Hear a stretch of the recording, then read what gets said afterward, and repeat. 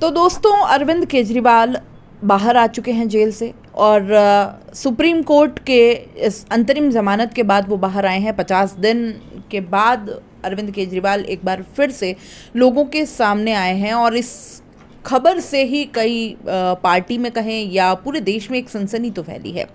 अरविंद केजरीवाल का कद उसी वक्त बढ़ गया था जब एक सिटिंग मुख्यमंत्री को जेल में डाला गया। ऐसा शायद भारत की राजनीति में, भारत के हिस्ट्री में शायद पहली बार हुआ था कि एक सिटिंग मुख्यमंत्री को जेल में डाला गया था।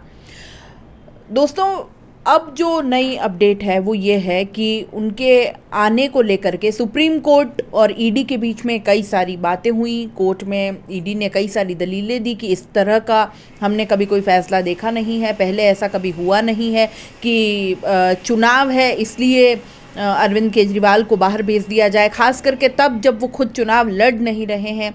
तो इन सारी बातों को लेकर के सुप्रीम कोर्ट ने वहाँ पर एक ही सवाल पूछा ईडी से। वो लगातार सवाल पूछते रहे कि हम क्यों इनको ज़मानत नहीं दे सकते, चुनाव के लिए इनको बाहर क्यों नहीं भेज सकते, या इनके आरोप अभी तक तय नहीं हुए हैं। वो मुख्यमंत्री हैं, उन पर कई जिम्मेदारियां हैं, उनकी एक विशिष्टता है, वो एक पब्लिक लीडर हैं, क्यों ये सारी चीज़ें देख करके हम उनको बाहर नहीं भेज सकते हैं। और जब आरोप तय नहीं है अभी तक, ईडी कुछ खास ऐसा अभी तक पेश नहीं कर पाई है जिससे कि अरविंद केजरीवाल पर वो आरोप जो है वो तय मान लिए जाएं, केस सुप्रीम कोर्ट में पेंडिंग है, तो इसको लेकर के चुनाव प्रचार से कहीं ना कहीं सुप्रीम कोर्ट का ये मानना था कि चुनाव प्रचार से अरविंद केजरीवाल को रोका जाना बिल्कुल भी सही नहीं था। और इन सारी दलीलों के चलते ईडी ने लाख कोशिश की कि ऐसा कभी पहले देखा नहीं। तो एक बात तो ये भी है कि पहले तो ये भी कभी नहीं हुआ था कि एक सिटिंग मुख्यमंत्री को जेल में डाला जाए। बहरहाल सुप्रीम कोर्ट ने चुनाव प्रचार की इजाज़त दे दी और 39 दिन 39 डेज़ के लिए वो तिहाड़ में बंद रहे। 1 जून तक उनको ये ज़मानत मिली है बाहर और 2 को उन्हें फिर से सरेंडर करना होगा। इस बीच सुप्रीम कोर्ट ने ये भी कहा है कि अरविंद केजरीवाल जो हैं वो सचिवालय नहीं जाएंगे, मुख्यमंत्री के अपने पद वाले जो काम है वो नहीं कर पाएंगे जब तक कि बहुत ज़रूरी नहीं है उनका साइन होना या राज्यपाल के कहने पर। ये वो सारी चीज़ें जब तक एक कंडीशन अप्लाई नहीं होती है तब तक उनको कोई भी उससे जुड़ा हुआ वो काम नहीं कर सकते हैं। साथ ही साथ ये जो केस चल रहा है सुप्रीम कोर्ट में, ईडी के द्वारा जो सारा कुछ चल रहा है, इस केस पर वो बात नहीं करेंगे, लेकिन वो चुनाव प्रचार के लिए उन्हें पूरी छूट दे दी गई है, उसमें कोई दिक्कत नहीं है। तो अब जो है अरविंद केजरीवाल पंजाब और दिल्ली के लिए चुनाव प्रचार उसी धुआंधार तरीके से करते हुए दिखाई देंगे।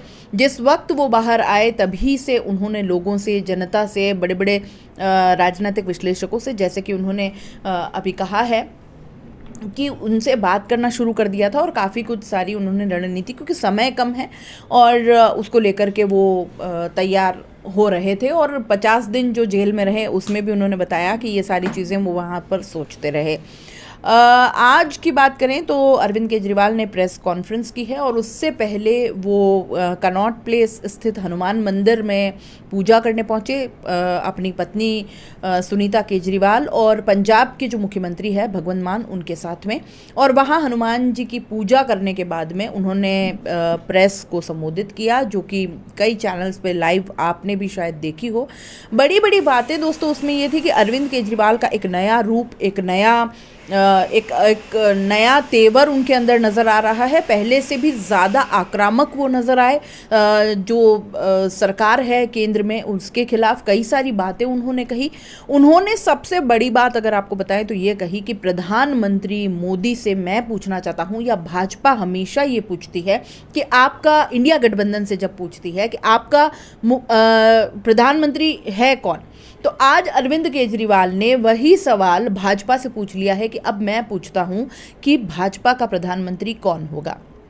जाहिर सी बात है सभी चौंक गए कि आखिर ऐसा क्यों।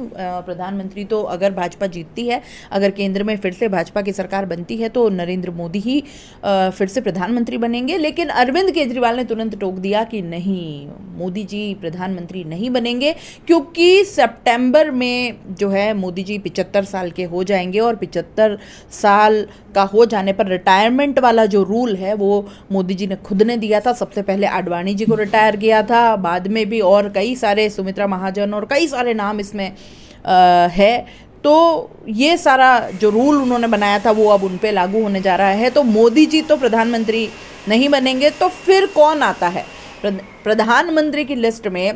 अरविंद केजरीवाल ने बहुत बड़ा एक ये नई बहस छेड़ दी है पूरे देश में। उन्होंने कहा कि अगर आप वोट देने जाएं और अगर आप भाजपा को वोट देने जा रहे हैं तो सोच लीजिएगा कि अब ये वोट किसको पड़ने वाला है। क्या आप अमित शाह को इसमें वोट, आप के जो ये वोट हैं क्या वो अमित शाह को प्रधानमंत्री बनाने के लिए दिए जा रहे हैं? ये सारी चीज़ें पर काफ़ी कुछ उन्होंने कही। और उन्होंने ये भी कहा कि मोदी जो गारंटी दे रहे हैं अपने चुनाव प्रचारों में भर भर के, उन्होंने ये मोदी की गारंटी, ये मोदी की गारंटी, तो अब वो मोदी की गारंटी पूरा करेगा कौन? क्योंकि मोदी जी तो प्रधानमंत्री रहने वाला नहीं है, जैसा कि अरविंद केजरीवाल ने कहा।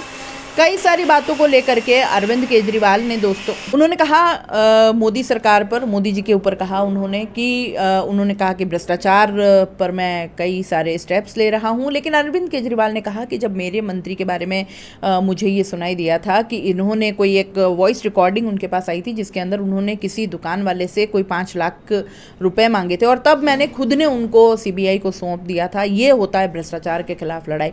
कुल मिलाकर केजरीवाल की जो इस वक्त तेवर हैं वो बहुत अलग हैं। केजरीवाल बहुत अलग होकर जेल से लौटे हैं और कई सारी चीज़ों पर वो आक्रामक नजर आए हैं। अब वो ये भी आश्वस्त करते हैं कि दिल्ली में अब पूर्ण राज्य का हम दर्जा दे देंगे अगर ये इंडिया गठबंधन की सरकार आ रही है और अगर मैं लगा रही हूं, क्योंकि मैं पत्रकार हूं, आगे क्या होता है क्या नहीं। अरविंद केजरीवाल ने साफ साफ कहा था कि इस बार जो है इंडिया गठबंधन की सरकार आने वाली है, क्योंकि उन्होंने कई सारे राज्यों के नाम गिना दिए थे जहां से अब जो है भाजपा की सीटें कम होती जा रही है, जिसमें बंगाल उन्होंने गिना दिया, राजस्थान उन्होंने गिना दिया, यहां तक कि उत्तर प्रदेश उन्होंने गिना दिया, साउथ की तरफ भी केरल के मुख्यमंत्री के पीछे जिस तरीके से वो पड़े हैं, कई सारी बातें अरविंद केजरीवाल ने वहां कह डाली और उन सब का सार ये था कि इंडिया गठबंधन की इस वक्त जो है वो मजबूती बहुत उभर करके आ रही है और भाजपा की कहीं ना कहीं सीटें कम होना एक अच्छे आसार नहीं है भाजपा के रिपीट होने के।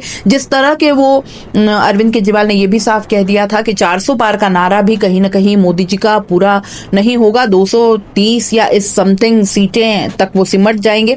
कई सारी बातों पर वो आक्रामक थे। उन्होंने ये भी कहा कि एक पार्टी जो 10 साल पहले अस्तित्व में आई है उसको दबाने के लिए, उसको कुचलने के लिए उस पार्टी के 4 टॉप नेताओं को जेल में डाल दिया गया। अगर किसी भी पार्टी के 4 टॉप नेताओं को जेल में डाल देंगे वो पार्टी खत्म हो जाएगी और यही केंद्र सरकार, मोदी की सरकार ने ये किया है और 4 उनके नेताओं को अंदर डाल दिया है।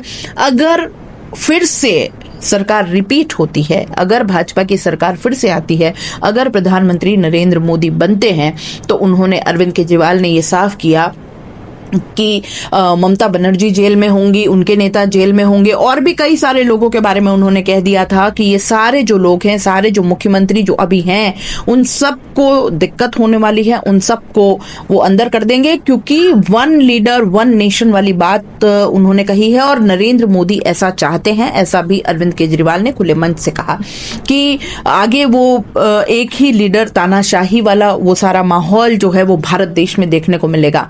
दोस्तों बहुत कुछ अपने भाषणों में अरविंद केजरीवाल ने आज कहा है। आज की जो उनकी प्रेस कॉन्फ्रेंस है वो बहुत मायनों में खास है।